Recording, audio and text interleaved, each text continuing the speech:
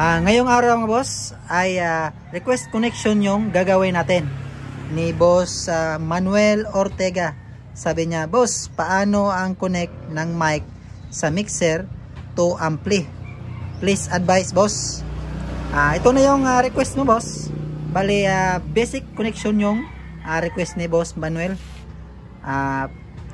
Sa mga expert dyan mga boss, alam kong easy lang ho ito sa inyo. Pero yung video na ito boss ay para lang ito sa mga beginner na gustong matuto ng ganitong setup na pangbahay. Basic na ho ito sa mga expert mga boss. Pero ito gagawin natin ito para sa mga kaibigan natin na nagsisimula pa lang sa ganitong setup. Bali, ito yung gagamitin natin ng connector mga boss. Yan, dalawa ho itong connector. Yung una nating connector mga boss ay ito, mono PL to RCA. Ito yung gagamitin natin mga boss sa main out ng mixer at input ng amplifier. At yung isa naman mga boss na kable, ito yung gagamitin natin sa audio source. Yan, RCA to 3.5 mm na jack. Yan, ito yung gagamitin mga boss. Dapat meron kayo ganitong mga kable. Yan, una nating connection mga boss ay dito tayo sa main out ng ating mixer. Karamihan, lahat ng mixer mga boss ay meron yang main out, left and right. Kung ang mixer nyo naman mga boss ay hindi katulad dito na PL yung gamit, yung ibang mixer kasi is XLR yung output ng mixer. Pareho lang yan mga boss. Is ang kaiba lang is PL yung gamit dito. Yung ibang mixer naman ay may dalawang klaseng output, main output, may PL at meron ding output ng XLR. Pero itong sa akin is PL lang, meron siyang output. Yan, kaya ito yung gagamitin natin mga boss. PL to RCA. Ito. Una natin dito mga boss ay dito tayo sa main out, left and right. Yan, sundan nyo lang mga boss. Left and right na output ng mixer. Tapos yung kabilang side mga boss, ito yung kable, ito yung mag-i-input sa ating mixer amplifier. Mag-i-input siya sa ating amplifier mga boss. Dito naman sa amplifier mga boss, hahanapin natin yung input nya. May mababasa tayo dito mga boss na in, EQ, out. Yan, hindi yan mga boss, hindi yan yung gagamitin natin. Ito yung input ng ating amplifier mga boss. Itong apat na ito, tape, tuner, CDLD at VCD. Ito yung input ng ating amplifier. Mamili lang tayo dyan mga boss sa apat na yan kung alin yung gagamitin natin dyan. Gagamitin natin mga boss ay yung VCD. Yan, VCD yung gagamitin natin. Tapos doon sa harap naman ng ating amplifier mga boss, dahil VCD yung ginamit natin na input, select din natin yung knob doon mga boss, dito sa harap na VCD din.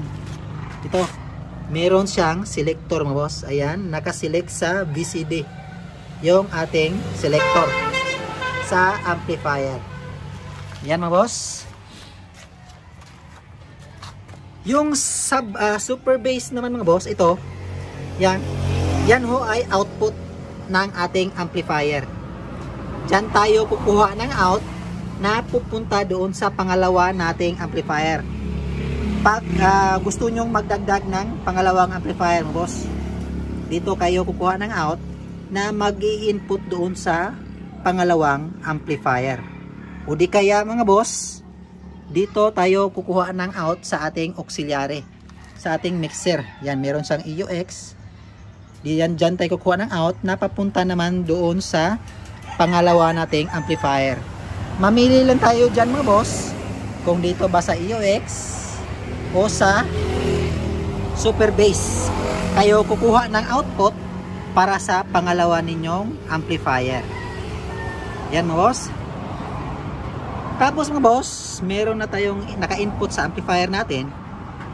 Yung speaker terminal naman natin mga boss, dalawa yung gamit natin na speaker box. Yan mga boss, ito yung gamit natin na speaker box mga boss. Dalawang bullet mid-high. Yan. Yan, dalawang bullet mid-high na yan mga boss. Yan yung nakaload dito sa ating amplifier na ito. Yan, dalawa ho yan. Yung speaker A yung ginamit natin mga boss. Right channel ng speaker A at left channel ng speaker A. Ibig sabihin mga boss, yung speaker A yung may nakaload. At doon sa harap naman mga boss, balik tayo dito sa harap ng ating amplifier. Dahil speaker A yung nakakabit doon sa kinabitan natin ng speakers mga boss o mga speaker box natin, na dapat nakaselect din ito sa speaker A mga boss. Ito, channel A. Yan, pagpasensyahan nyo na mga boss kasi nawala yung knob nito. Nahulog ata o di ko na alam kung saan nalagay. Yan, dapat kung yung selector mga boss, meron kayong selector katulad nito na knob, dapat nakaselect din siya sa channel A. Kung doon sa likod mga boss ay nakakonect yung, balik tayo dito, kung yung pangalawang speaker wire naman mga boss ay nakakonect dito sa speaker B, dito sa positive at negative, ito kunwari dito natin siya nilagay sa speaker B, at yung isa ay dito naman sa speaker A. Yung sa harap naman ng ating amplifier mga boss ay dapat ang naka-select doon ay yung ito, AB siya, AB na select, naka-select siya dyan sa E plus B.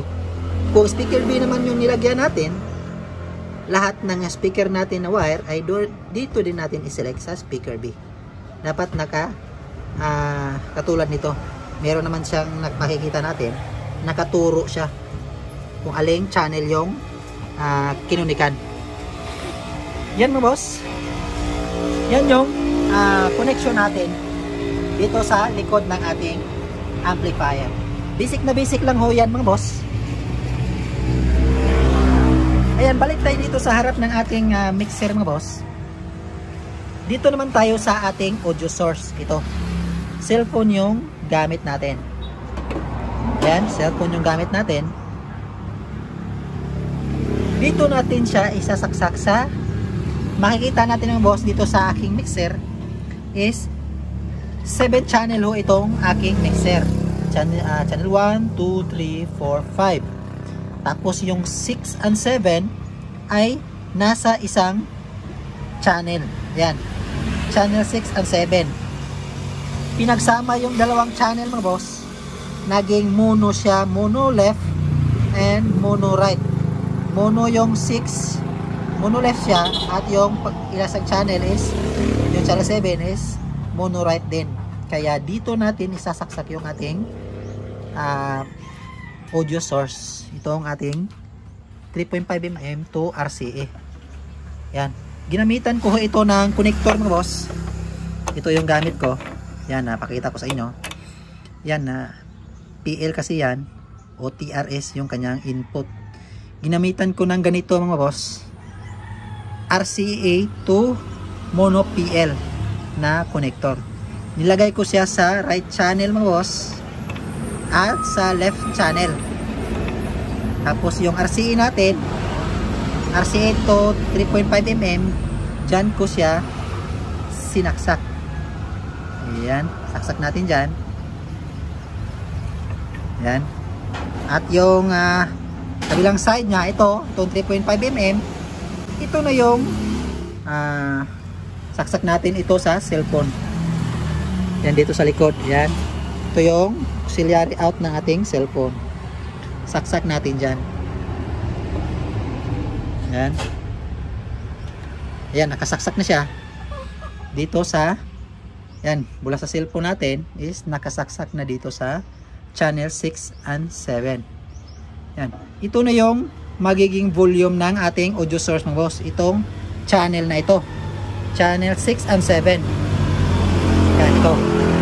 At ito yung main volume ng ating mixer mga boss. Hindi ito gagana pag hindi ito naka-open. Yung ating main volume. Pwede rin ganito yung pagkasaksak nyo boss sa audio source. Yan, subukan natin. Ilalagay natin ito sa channel 3 and 4. Pwede rin 4 and 5. Depende na yun sa inyo. Dapat dito kayo sa line. May napapasa naman tayo na line. Line in ho yan. Ayan, lagay natin sa channel 4 and channel 3. Yan. Pag ganyan yung pagkasaksak ng inyong audio source mga boss, ay dapat yung pan, yan ito yung pan mga boss, o balance. Yan, balik natin ito. Yan, ito yung pan ng channel 4 at ito yung pan ng channel 3. Ibig sabihin ng pan mga boss ay balance ho yan. Pag ganyan ho nakasaksak mga boss is nakamono ho yan. Yung dalawa na yan, nakamono left and mono right na yan. Dapat itong pan mga boss ay nakaselect yan sa left. At yung channel 4 naman ay dapat nakaselect naman yan sa o nakapihit sa right channel. Maganda ho yung output na ganyan mga boss. Parang hindi ho yan nagkakasalubong yung signal ng ating audio. Maganda ho yung output pag ganyan. Nakaset yung ating balance o pan. Yan, i-test natin yung ating audio mga boss sa ganitong setup. Yan, naka-on na yung ating cellphone mga boss. Dapat yung tandaan mga boss, pag na-on kayo ng inyong mga gamit, dapat una nyong i-on yung mixer bago yung amplifier.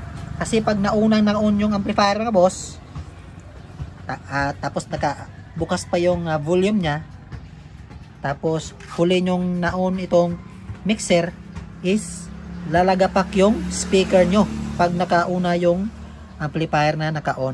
Dapat ang una naka-on ay itong mixer. On natin yung mixer mo boss. Yan, bago yung amplifier natin. Check nyo boss, dapat naka-off yung volume nya bago nyo i-on. Yan. Tapos buksan nyo mga boss yung volume nya, lagay nyo lang sa 11 o'clock. Yan, 11 o'clock yan mga boss. Yan, naka-on na yung ating audio source mga boss. Dito naman tayo sa ating mixer. Ito yung main volume ng ating mixer mga boss. Lagay natin siya sa 0 dB. Yan, dito sa gitna ng feeder. Yan, may puti. Tapos sa audio source naman natin, dahil yung audio source natin ay nilagay natin sa channel 3 and channel 4, ito yung magiging volume nya. Itong dalawa. Dapat nakataas itong dalawa na ito. Try natin mga boss. Yung channel 3 muna yung ating itry mga boss. Yan mga boss. Yan, maririnig natin mga boss. Yung speaker lang yan yung tumutunog ngayon. Yan. Kasi nakaturo yung feeder natin sa left channel. Off natin tong channel 3, yung channel 4 naman. Yan. Yung tumutunog naman ngayon mga boss ay itong isang mid-high naman. Dahil yung feeder dito o yung kanyang balance ay nakaturo sa right. Ganyan mga boss. Pagsabayin natin yung dalawang volume na ito mga boss. Kung ano yung volume dito sa kabila mga boss, dapat ito rin sa kabila para pantay yung tunog ng dalawa. Maganda kasi yung ganitong pagka-settings ng audio mga boss, malakas yung output. Yan, dalawa na yan yung tumutunog ngayon mga boss. Naka left and right na yan. Yan. Painaan muna natin yung main volume mga boss. Dito naman sa tone control niya mga boss, dahil ito yung tone control lang ating bawat channel, meron siyang bass, mid, and treble sa channel 3. Dito naman sa channel 4, meron din siyang bass, mid, and treble. Kung gusto nyong dagdagan ng bass mga boss, ay pihitin nyo lang pa kanan.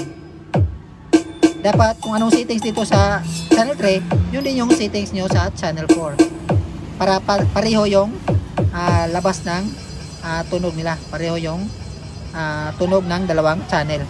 Kasi naka left and right yan. Kung gusto nyo namang pahinaan, pitin nyo lang pakaliwa.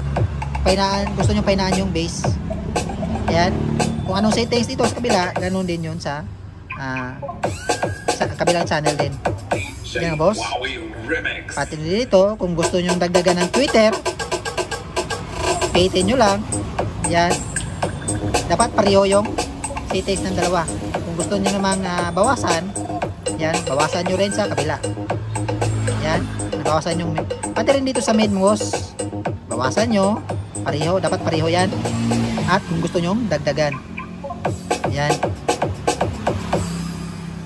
Ayan mga boss. Ganyan, dapat nakapareho yung dalawa. Kung anong settings dito, may ganun din dito. Ito namang auxiliary mga boss, ay di mo na yan gagamitin. Gagamitin mo lang yan kung meron kang sinaksak dito sa auxiliary, dito sa output. Saka mo lang gagamitin itong auxiliary. Ito namang nasa baba mga boss, itong kulay blue na ito, ay effects ho ito. Pahinaan mo natin mga boss. Gagamitin mo lang ito mga boss kung microphone yung sinaksak mo dito sa channel na ito. Yan. Close mo lang yan. Yan na yun mga boss. At ito yung gain niya mga boss. Kung gusto nyo pang dagdagan yung audio. Pwede nyo bawasan. Yan. Bawasan nyo lang yan. Kung gusto nyo dagdagan pa ng audio o signal. Yan mga boss. Tapos na tayo sa audio mga boss. Yan boss. Kung gusto nyo namang isang fader lang yung gagamitin nyo, i-off nyo yan.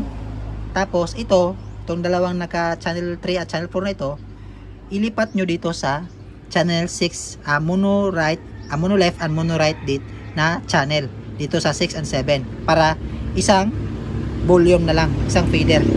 Yan, lipat natin mga boss. Saksak natin dito sa mono right and mono left. Yan. At ito na yung magiging volume niya mga boss. Yan. Kung napapansin nyo mga boss, isang fader na lang yung gamit natin. Pero problema dito mga boss, disadvantage niya is mas mataas yung bukas niya. Di katulad dito na kunting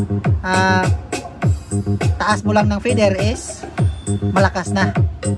Dito is yan, medyo sagad na siya, is kapareho lang yung tunog dito kaya nang nakaganon lang.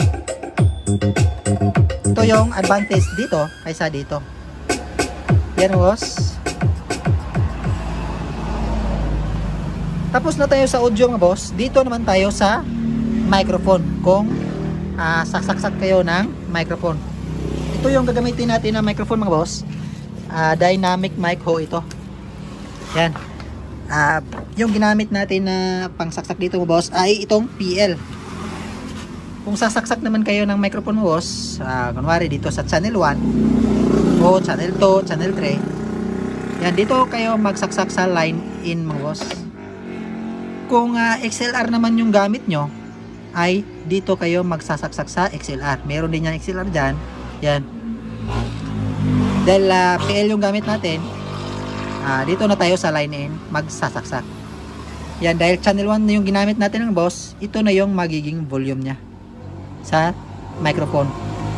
Try natin mga boss. Yung settings ko, pag nagsiset ako ng microphone mga boss, ay binabawasan ko yung bass. Tapos yung mid at treble is naka 12 o'clock yung dalawa. O di kaya nilalagay ko sa 1 o'clock yung treble ko o tweeter.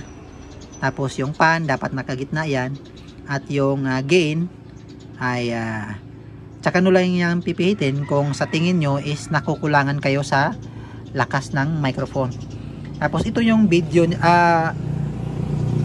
volume ng microphone boss. Buksan nyo lang yan. Tandaan mo boss, hindi yan tutunog yung microphone kung nakasarado yung main volume. Dapat bukas din yung main volume. Yan. Tapos ito, bukas din siya. Lagay natin sa 0 dB din. Yan. Ito yung, try natin yung microphone mo, boss. Itong dynamic mic. On natin. Yan. Check sound. Check A sound. Check mic 1A. Yan. Kung gusto niyo naman na lagyan ng effects mga boss, ay o echo, dito na kayo magpihit sa effects, yung kulay blue. Yan, lagyan natin ng echo or effects. Lagay natin sa 2 o'clock mga boss. Yan, try natin yung echo dito sa ating dynamic mic. Check sound. Sa narinig nyo mga boss, hindi gumana yung echo natin. Ibig sabihin, hindi nakabukas yung main volume ng ating effects. Ito, meron siyang main volume mga boss, katulad din ng auxiliary, meron siyang main volume. Dapat nakabukas din yan mga boss. Pwede nyo siyang i-full volume mga boss, or naka 3/4 siya. Yan. At huwag nyo rin kalimutan mga boss na buksan yung ito, dalawa. Itong dalawang ito na kulay blue, yung delay at repeat. Ako nagsisit dito mga boss, ay nilalagay ko sa 1 o'clock yung dalawa. Yan. Ito kasi yung nag-adjustment ng echo mga boss o delay ng effects ng ating microphone. Pag naka-off yan, is hindi gagana yung delay at repeat. Dapat dapat lagay natin sa 1 o'clock yung dalawa na yan. Yan. Yan na. Try natin yung microphone natin ng boss. Ito. Check sound. Check A. Yan, dagdagan natin yung effects mo boss. Check sound. Check A sound. Check. Dagdagan natin dito sa main mo boss. Okay na yung effects niya boss. Check sound. Check A sound. Check. Yan. Pag nag-feedback mo boss, yan. Yan natin. Nag-feedback siya.